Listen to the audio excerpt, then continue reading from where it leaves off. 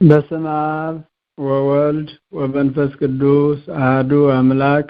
በስመ አብ ወወልድ ወመንፈስ ቅዱስ አሐዱ አምላክ። በስመ አብ ወወልድ ወመንፈስ ቅዱስ አሐዱ አምላክ። የተከበሩ አባታችን አባ ጽጌ ድንግል፣ የተከበራችሁ ሕዝበ ክርስቲያን በሙሉ በዚህ ምህላ አገልግሎት የጸሎት ተካፋይ የሆናችሁ ከሩቅም ከቅርብም ያላችሁ እግዚአብሔር ቤተሰቦች እንደምን ሰነበታችሁ? እግዚአብሔር ይመስገን። እንደምን ዋላችሁ? እግዚአብሔር ይመስገን። እንደምን አመሻችሁ? እግዚአብሔር ይመስገን። አሜን። ልዑለ ባህሪ ንጹሐ ባህሪ አምላካችን መድኃኒታችን ኢየሱስ ክርስቶስ ዕለታትን እያፈራረቀ የሚመግበን የሚጠብቀን ጠብቆ ለሳምንቱ ያደረሰን አምላክ አሁንም ስሙ የተመሰገነ ይሁን። ለኔ ተናጋሪ አንደበትን ለእናንተ አስተዋይ ልቡናን እንዲያናገር እንዲያድለን የአምላካችን ፈቃዱ ይሁን። የሚያስተምር እግዚአብሔር ነው፣ የሚመክር እግዚአብሔር ነው፣ የሚገስጽ እግዚአብሔር ነው።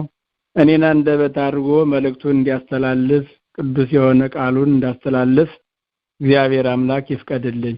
አሜን። የቅዱሳን ሞት በእግዚአብሔር ፊት የከበረ ነው በሚል ኃይለ ቃል እንደ እግዚአብሔር ፈቃድ እንነጋገራለን። መዝሙረኛው ዳዊት ነው የተናገረው 116 ቁጥር 15 ላይ ክቡር ሞቱ ለጻድቅ በቅድመ እግዚአብሔር እግዚኦ እነ ገብርከ ወልደ አመትከ። የጻድቅ ሞት ወይም የቅዱሳን ሞት በእግዚአብሔር ፊት የከበረ ነው።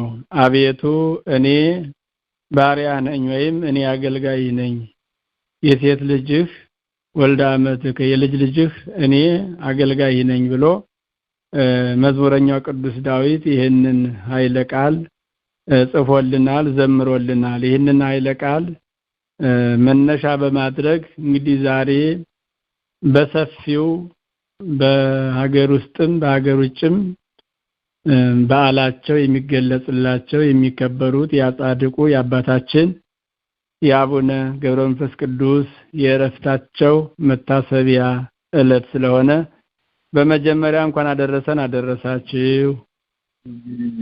ጻድቁ በቃል ኪዳናቸው አሁንም ይጠብቁን።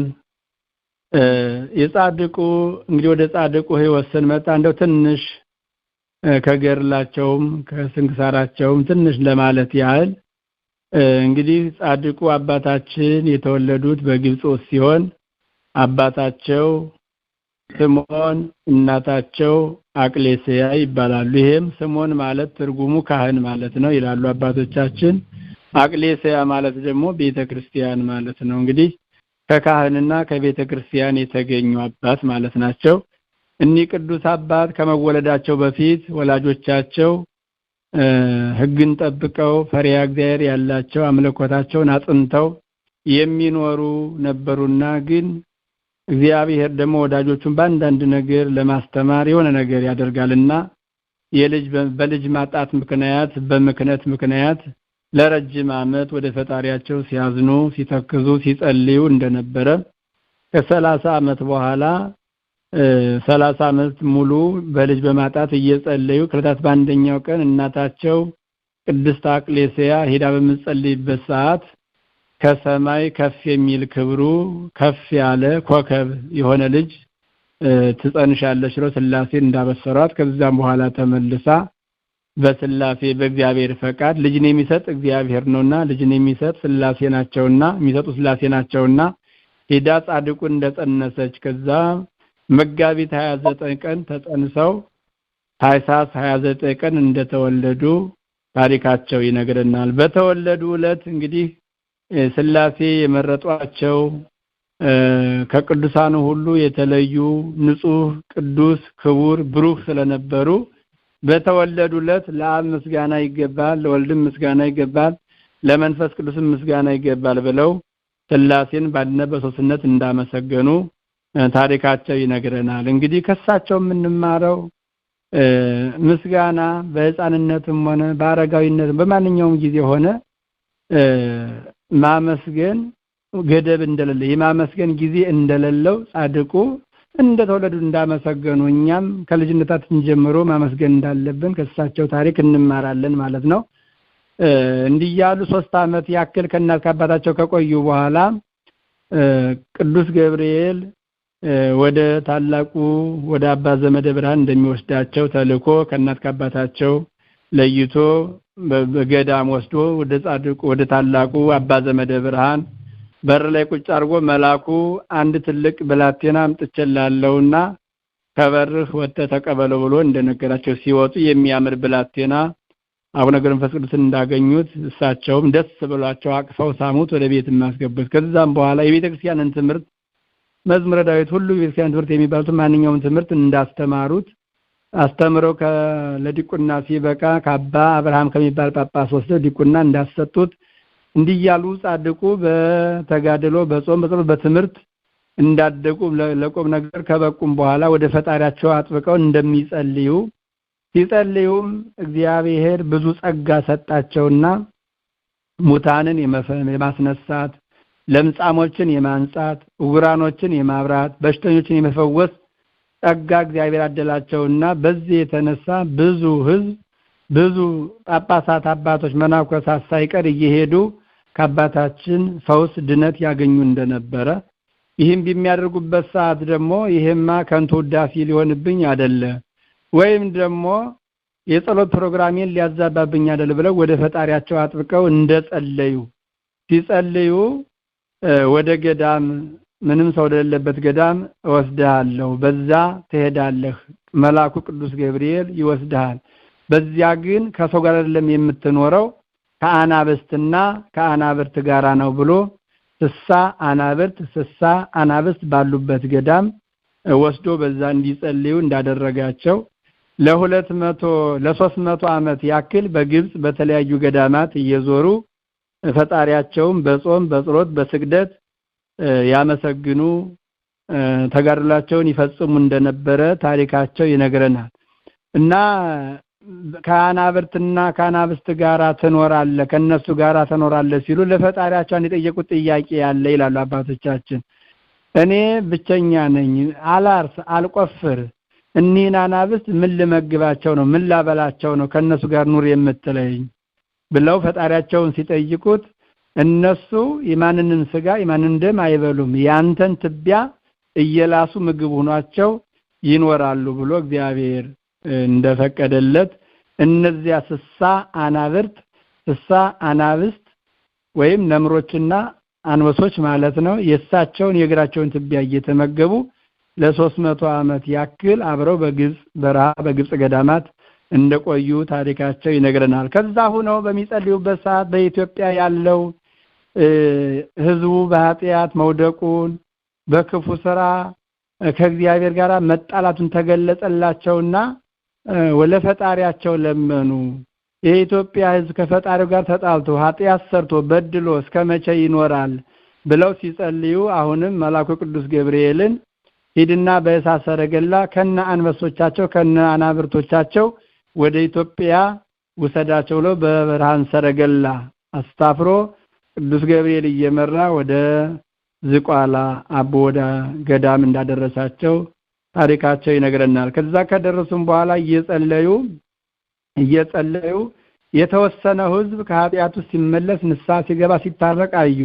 ሲያዩ አይ እኔ ሁሉንም እንድትምርልኝ ነው እንጂ የምፈልገው የተፈሰኑ ብቻ አይደለም የምፈልገው ብለው በራሳቸው ተዘግዝቀው ከባህሩ ላይ 100 ዓመት እንደጸለዩ የኢትዮጵያ ህዝብ ካልማርክልኝ አልነሳም ብለው ከባህሩ ውስጥ ገብተው እንደጸለዩ ታሪካቸው ዛሬ የሚያስፈልገን ስለ ሀገራችን ስለ ህዝባችን ስለ ዓለማችን እንደ ጻድቁ አባታችን የሚጸልይ ካልማርክልኝ አልነሳም የሚል አጥብቆ የሚጸልይ ወደ ፈጣሪ የሚለምን አባት ያስፈልገናልና አሁንም እንደ ጻድቁ ያሉ አባቶችን እኛ እናቃቸው የሚያቃቸው በእነሱ ቃል ኪዳን ሀገራችን ህዝባችን ይጠብቅልን ይማርልን የበደለውን ሁሉ ከበደሉ ከጥፋቱ የሚመለስ ያደርግልን እንዲያሉ ሲጸልዩ ጻድቁ አባታችን ገድላቸው እንደሚነግር ሲጸልዩ እጃቸውን ዘርግተው በሰፊያ አይዳው እጃቸውን በመዘርጋት አይናቸውን ወደ ሰማይ በማቅናት ነበርና የሚጸልዩ ሰይጣን በቁራ ተመስሎ ከጸሎታቸው ለማደናቀፍ ከሚጸልዩ ጸሎታቸው ለማቋረጥ በቁራ ተመስሎ መጥቶ አይናቸውን እንዳፈሰሰው ጻድቁ አባታችን አይናቸውን እንኳን ቁራው ሲያወጣው አይናቸው ሲፈስ ለደቂቃም ያህል ከጸሎታቸው ሊያቆሙ አልፈለጉም። ትኩል ከመአምድ ይላቸዋል። እንደ አምድ እንደ ምሰሶ ወይም እንደ ኮለን ተተክለው ወደ ፈጣሪያቸው ቀጥለው ይጸልዩ ነበርና ከአይናቸውን ካወጣቸው በኋላ አሁንም ያለ መንቀሳቀስ መጀመሪያ 7 ቀን ጸልየው ነበር። 7 እና 7 14 በ14ኛው ቀን መልአኩ ቅዱሳን መላእክት ቅዱስ ሚካኤልና ቅዱስ ገብርኤል መጥተው እፍብ ይሉባቸው አይናቸው እንደመልሶ እንደበራላቸው እንደቀድሞ እንደሆነላቸው ዛሬም ዓለማችን ታውሮ ነው ያለ። አይኑ ጠፍቶ ነው ያለ። መንገዱ ጠፍቶብን ነው ያለ።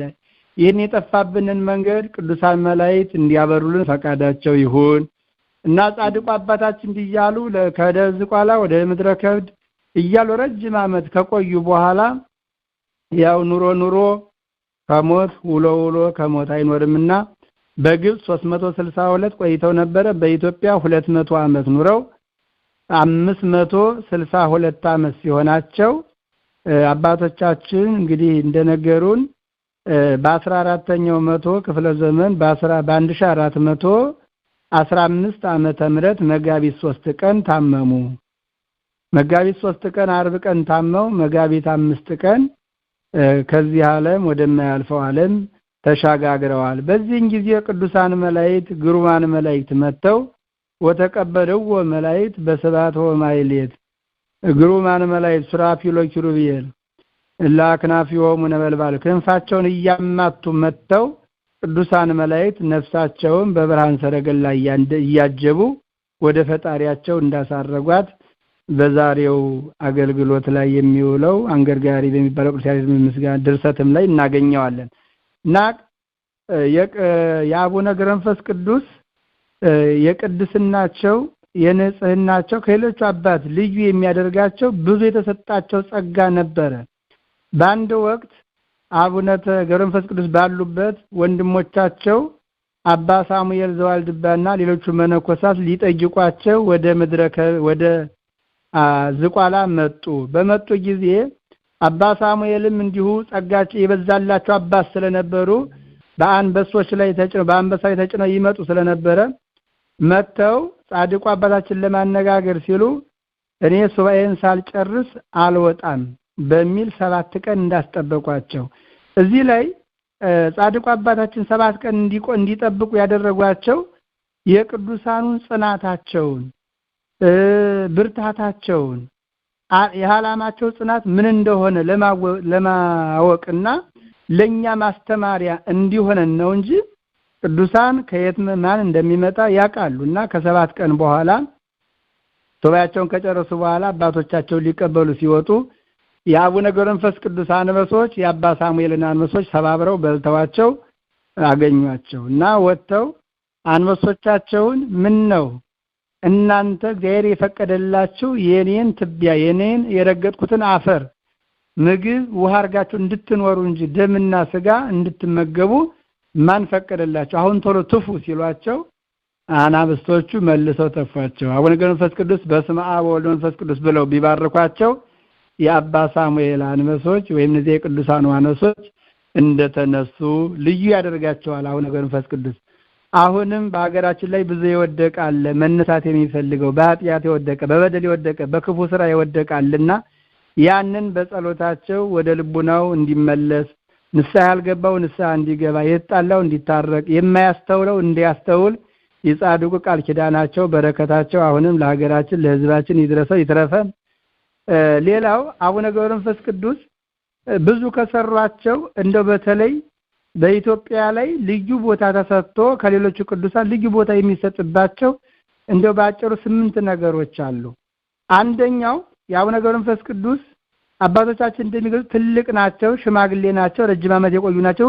ኢትዮጵያውያን ደግሞ ትልቅ ሰው ያከብራሉ፣ ሽማግሌ ያከብራሉ በሚል አቡነ ገብረመንፈስ ቅዱስን ኢትዮጵያውያን ልዩ አድርገው የሚቀበሏቸው አስታራቂ ስለሆኑ ነው ይሏቸዋል። አስታራቂነታቸው በምንድነው ቢባል እንግዲህ በባህሪያቸው ነብርና አንበሳ አይስማሙም። እነዚህን እንኳን አስማምተው አስታርቀው የሚኖሩ አባት ናቸው።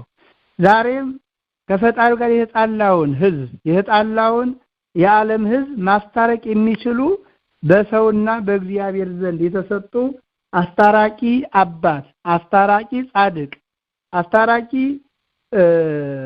ባህታዊ ናቸው በሚል ኢትዮጵያውያን በቁጥር 1 አስታራቂ ናቸው የሚላቸው አለቀው ከልጆ ቅዱሳን አጥብቀው ይወዷቸዋል፣ ያከብሯቸዋል።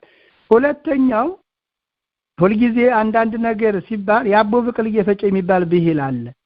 ይሄ ማለት አንድ ነገር ሰው በክፋት በተንኮል ለማጥቃት በሚመጣበት ሰዓት ነገሩን ከዛ ከሚያጠቃው ከጠላት ለመሰወር ሲሉ ያቦን ግብር እየፈጨው ነው ብለው በዚህ አማካኝነት ያን የመጣ ነገር በጻድቁ ምክንያት አድርገው ያልፉታልና በዚህም ከህዝቡ ጋራ ከኢትዮጵያውያን ጋራ ቁርኝነት አላቸው ይላሉ። ሁለተኛው ሶስተኛው ያቦን ግብር የበላ ለፍልፍ ለፍልፍ ይለዋል ይላሉ። እና አቦዬ እንግዲህ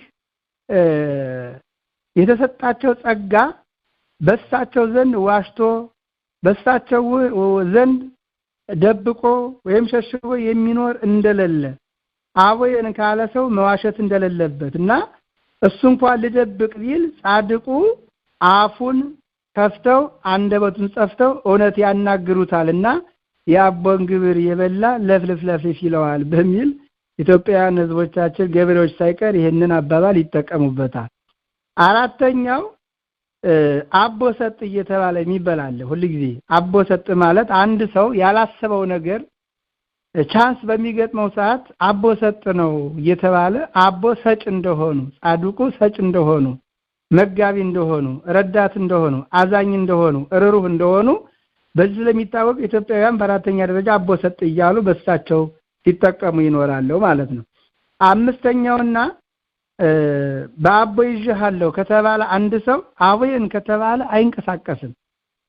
እንደው ምዕመኑም ሆነ የተማረውም ያልተማረው በአቦዬ ይዤሃለሁ ከተባለ ወይ ያቦዬን ስም ጠራህብኝ ብሎ ቀጥ ነው የሚለውና አቦዬ ምን ያህል ትልቅ ቦታ እንዳላቸው በሳቸው ስም ሲጠራብን ሁላችንም እንቆማለንና ሌላው ገበሬዎች ምንድነው የሚያደርጉት? በብዛት ገበሬዎች አዝመራቸው አይጡ ጉርጡ ወፉ ሲዘራ ከበቀለ ለፍሬ ሳይበቃ አይጡ ለፍሬ ከበቃ በኋላ ደግሞ በሰማይ ያሉ አይዋፋት በሚበሉባቸው ጊዜ አቡነ ገብረ መንፈስ ቅዱስ ቤተክርስቲያን ሄደው እምነትና ጸበል አምጥተው ባዌ ይዤሃለሁ ብለው ከረጩበት ወፉም ያናዝመራ አይነካውም፣ አይጡም ያንን የነሱ የሆነውን ነገር አይነካውምና አቦዬ በጠባቂነታቸው ባዳኝነታቸው በረዳትነታቸው የታወቁ መሆኑን የኢትዮጵያውያን ገበሬዎች እስካሁን ድረስ ከተምጻት ድረስ ምስክሮች ናቸው።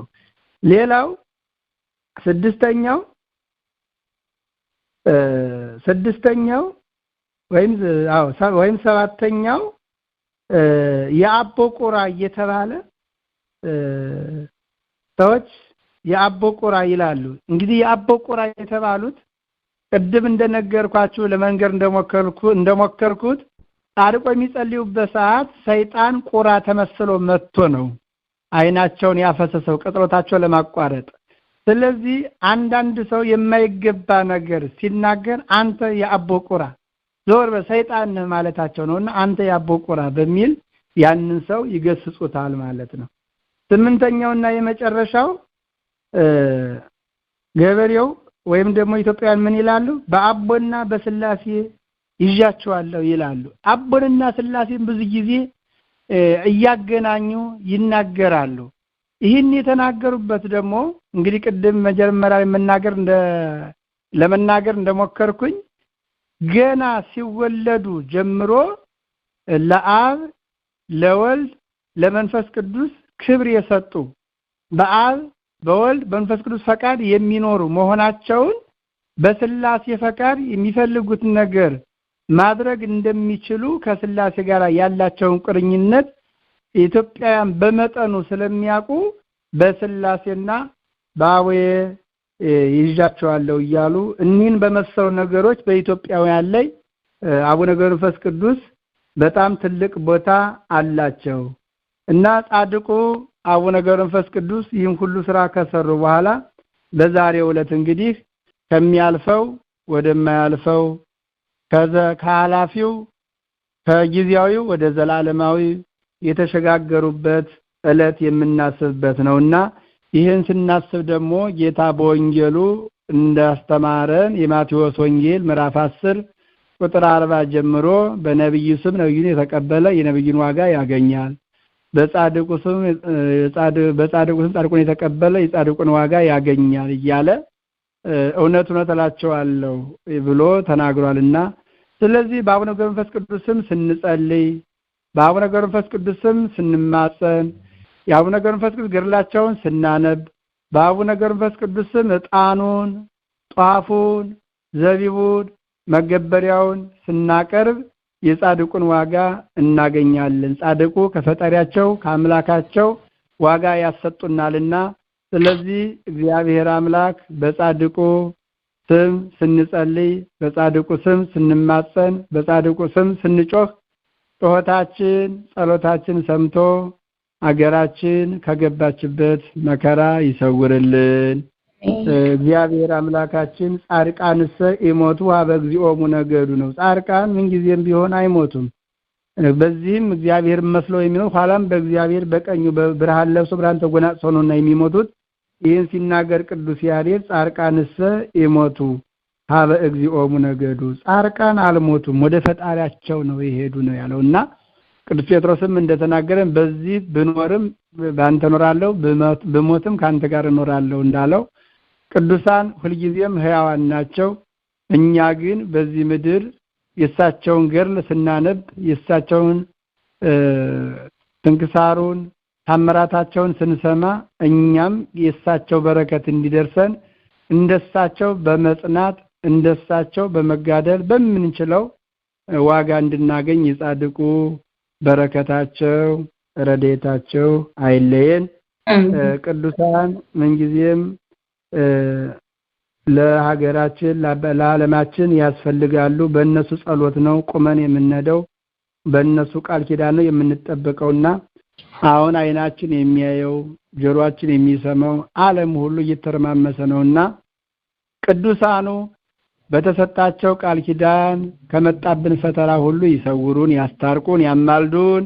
አሜን። ዝክረ ጻድቅ ለዓለም ይሁሉ የጻድቅ መታሰቢያ ለዘላለም ነውና በጻድቃኑ ስም እያሰብን ከዘላለም በሕይወት እንድንኖር አምላካችን ይፍቀድልን።